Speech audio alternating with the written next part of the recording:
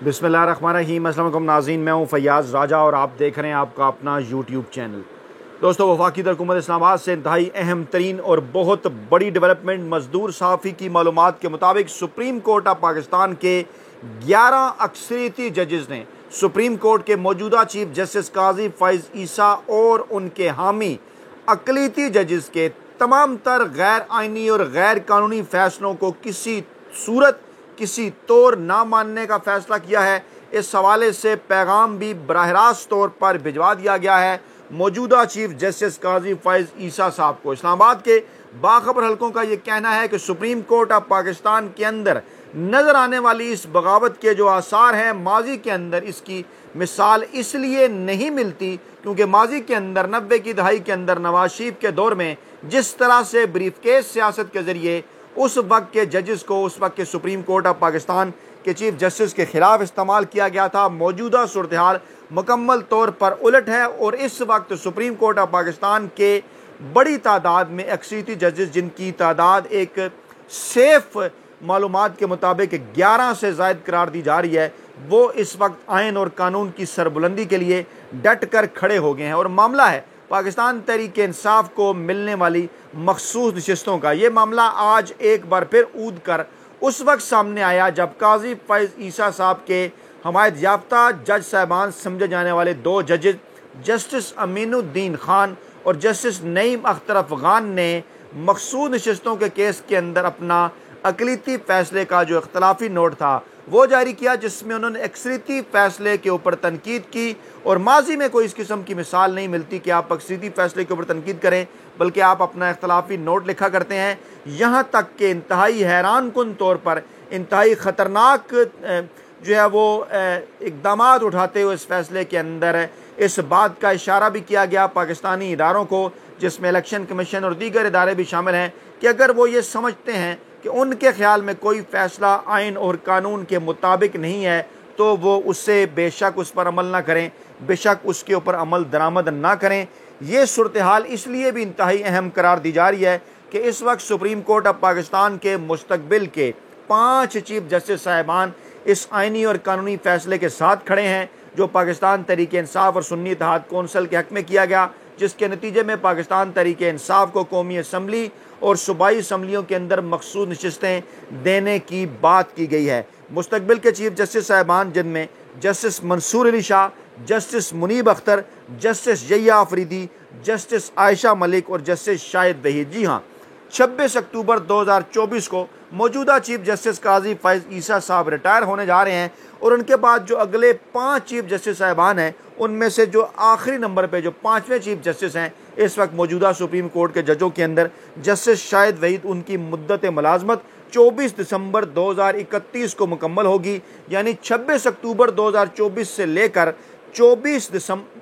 दिसंबर 2031 ये अरसा बनता है तकरीबन 7 साल और 2 माह का। यानी इस 7 साल और 2 माह के अंदर पाकिस्तान में आगे चलकर इंतखाबात भी होने हैं, पाकिस्तान में आगे चलकर अहम तरीन और बड़ी तैनातियाँ भी होनी है। और ऐसे मौके के ऊपर मुस्तकबिल के 5 चीफ जस्टिस साहिबान का इस्टेब्लिशमेंट के ख़िलाफ़ खड़ा होना इंतहाई मानी खेज़ है। और बाकायदा तौर पर काजी फ़ैज़ ईसा साहब को इन मुस्तकबिल के 5 चीफ जस्टिस साहिबान की जानिब से यह पैगाम पहुँचा दिया गया है कि अब बस बहुत हो गया चीफ साहब, इससे ज़्यादा आइन और कानून की खिलाफ वर्जी किसी सूरत बर्दाश्त नहीं की जाएगी। पहले हम आपके सामने वो फैसला रखते हैं सुप्रीम कोर्ट ऑफ पाकिस्तान का, जिसके नतीजे में सुन्नी इत्तेहाद कौंसिल की पाकिस्तान तहरीक-ए-इंसाफ की मखसूस नशिस्तों के केस में सुप्रीम कोर्ट ने पेशावर हाई कोर्ट और इलेक्शन कमीशन का फैसला कलअदम करार देते हुए पाकिस्तान तहरीक-ए-इंसाफ को मखसूस नशिस्तों का हकदार करार दिया था।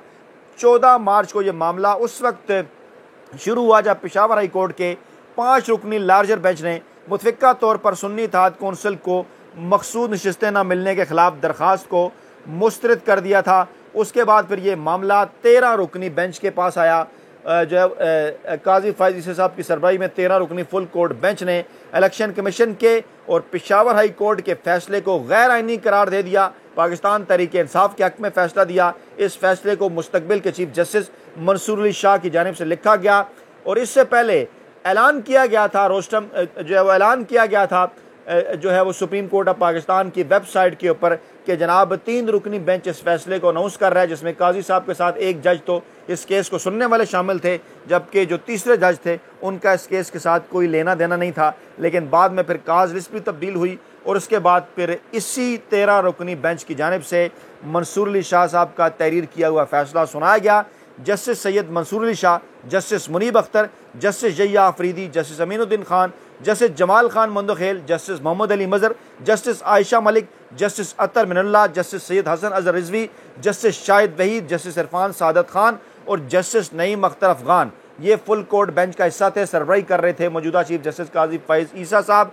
और जस्टिस मुसरत हलाली अपनी बीमारी की वजह से इस फुल कोर्ट बेंच के अंदर शामिल ना थी। उस वक्त जजेस की तादाद 14 थी, बाद में 3 मजीद जजेस की अपॉइंटमेंट भी हुई। जिन जजों ने इस फैसले की मुखालफत की, इसमें काजी फैज़ ईसा साहब के मुताबिक ये फैसला 8-5 के तनासब से दिया गया। Justice Mansoor Ali Shah, justice Munib Akhtar, justice Muhammad Ali Mazhar, justice Shahid Waheed, justice Hasan Azhar Rizvi, justice Ayesha Malik, justice Irfan Saadat और जस्टिस अतर मिनल्ला ने अक्सरियती फैसला दिया। जबकि chief justice Pakistan Qazi Faez Isa, justice Jamal Khan Mandokhail, justice Naeem Afghan, justice Aminuddin और जस्टिस जैया आफरीदी ने दरखास्तों की मुखालफत की। लेकिन इनावे जस्टिस जैया आफरीदी की जानिब से भी कम से कम उन 39 अरकान को पाकिस्तान तहरीक इंसाफ के अरकान माना गया जिनकी जानिब से इलेक्शन से पहले सर्टिफिकेट जमा कराए गए थे। इस फैसले के नतीजे में पाकिस्तान तहरीक इंसाफ के करार दिए गए 39 अरकान असम्बली को फहरिस्त के अंदर इलेक्शन कमीशन ने शामिल कर दिया, बजाय इसके कि 80 के 80 को शामिल करे, बजाय इसके कि बाकी 41 के सर्टिफिकेट भी तस्लीम करके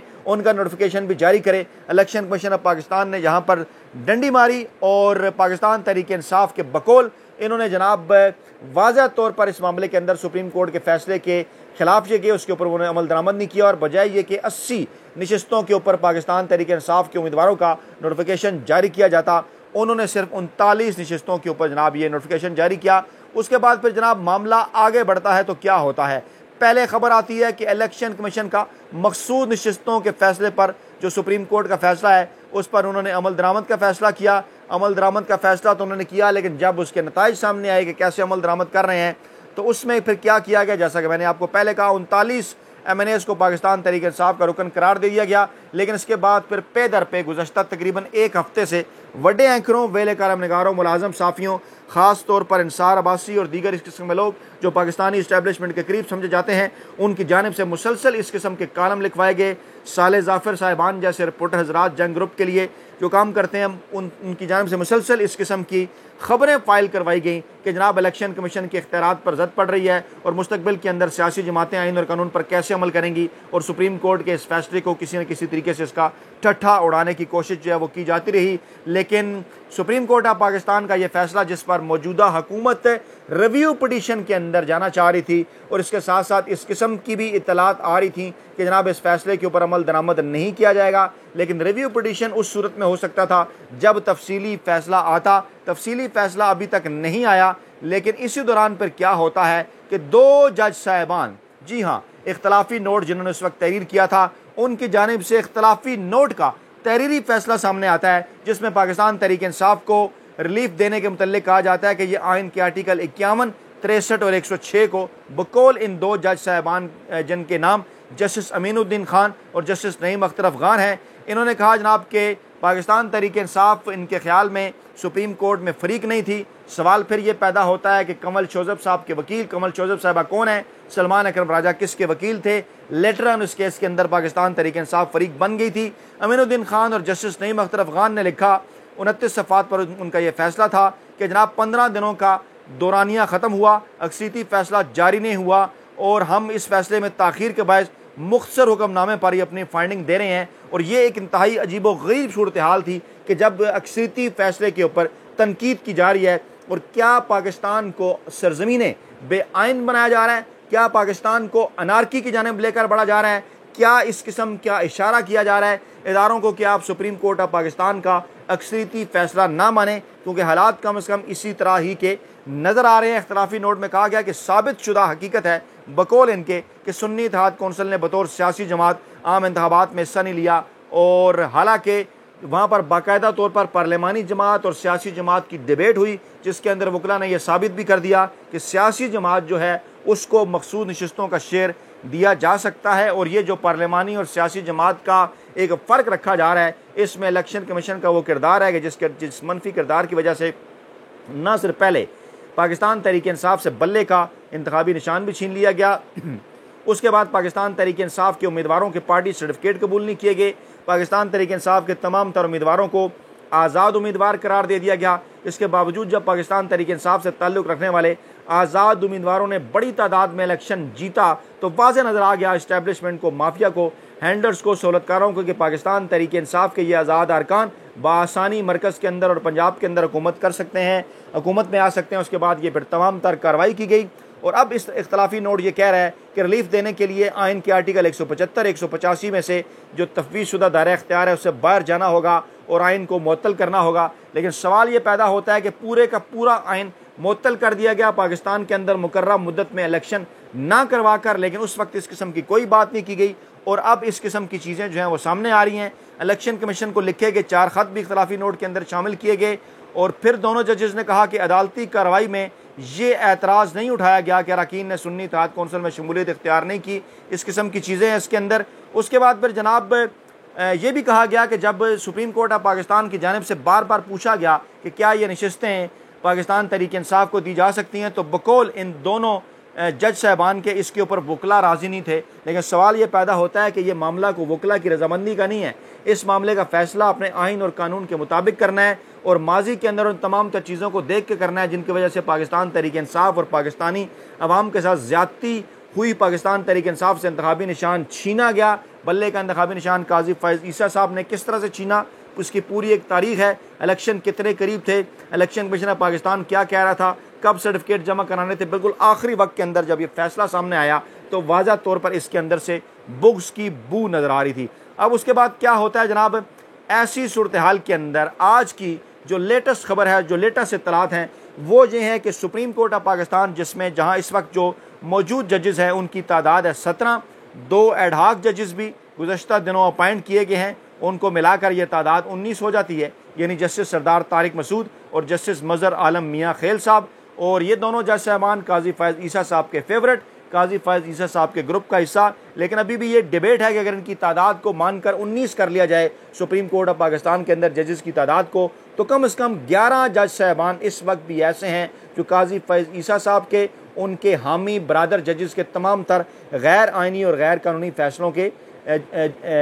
जो है वो ख़िलाफ़ खड़े हुए हैं। और ये जो 11 जज साहबान हैं इन्होंने वाज़े तौर पर इस बात का मैसेज भी पहुंचा दिया है कि मुस्तकबिल के अंदर किसी किस्म का कोई गैर आइनी या गैर कानूनी फ़ैसला अक्सरियती जजों के मुताबिक अगर आता है तो उसके ऊपर ना सिर्फ वो 11 जज साहबान सख्त रद्द अमल करेंगे, बल्कि बाकायदा तौर पर उनके जो आइनी और कानूनी इख्तियारात हैं वो इस्तेमाल करेंगे और सुप्रीम कोर्ट ऑफ पाकिस्तान के ऊपर किसी किस्म का दाग लगने नहीं देंगे। ज़राए का दावा है कि पाकिस्तानी इस्टेब्लिशमेंट क्योंकि इस वक्त जंग जियो ग्रुप समेत मुख्तलिफ बड़े एंकरों, वेले करम निगारों, मुलाजम साफ़ियों को क्योंकि एक प्रोपेगेंडा टूल के तौर पर इस्तेमाल कर रही है, तो ज़राए का यह दावा है कि इनके ज़रिए मुसलसल किए जाने वाले प्रोपेगेंडे का भी यही मकसद है कि अवाम के अंदर कन्फ्यूजन पैदा की जाए, इमरान खान का रास्ता तमाम तर गैर आइनी और गैर कानूनी हथकंडे अपना कर रोका जाए। और ये जो हालात पाकिस्तान के अंदर पैदा हो रहे हैं, जस्टिस आलिया नीलम जो कि लाहौर हाई कोर्ट की चीफ जस्टिस हैं, अब उनके खिलाफ भी एक माहौल बनाया जा रहा है। पहले बड़े शौक के साथ काजी फैज़ ईसा साहब का ग्रुप उन्हें चीफ जस्टिस के तौर पर सामने लाया। ख्याल इनका ये था कि ट्रिब्यूनल के मामले पर इनकी मर्जी चलेगी, यानी चीफ जस्टिस काजी फैज़ ईसा साहब की, माफिया की, हैंडलर्स की, सहूलतकारों की। लेकिन जिस तरह जस्टिस आलिया नीलम साहिबा ने इलेक्शन कमीशन ऑफ पाकिस्तान को इनकार किया और कहा कि तमाम तर मामलात आइन और कानून के मुताबिक चलेंगे, जो ट्रिब्यूनल जस्टिस शहजाद मलिक जो इस वक्त सुप्रीम कोर्ट का हिस्सा हैं, पहले लाहौर हाई कोर्ट के चीफ जस्टिस थे, उनकी जानिब से ट्रिब्यूनल के हवाले से जो फैसला आया वही ट्रिब्यूनल कायम किए जाएंगे, जो है वही अपने काम जारी रखेंगे जो उन्होंने नोटिफिकेशन किया था। और उसके बाद फिर तमाम तर मिन्नत तरले के बावजूद जब सिकंदर सुल्तान राजा साहब की बात नहीं मानेगी और जब दीवार के ऊपर ये बात लिखी हुई नज़र आना शुरू होगी कि चाहे नवाज शरीफ का हल्का खोलें, चाहे जनाब शहबाज शरीफ का हल्का खोलें, हमजा शहबाज का खोलें, मरियम नवाज़ का खोलें, तमाम तर हल्कों के अंदर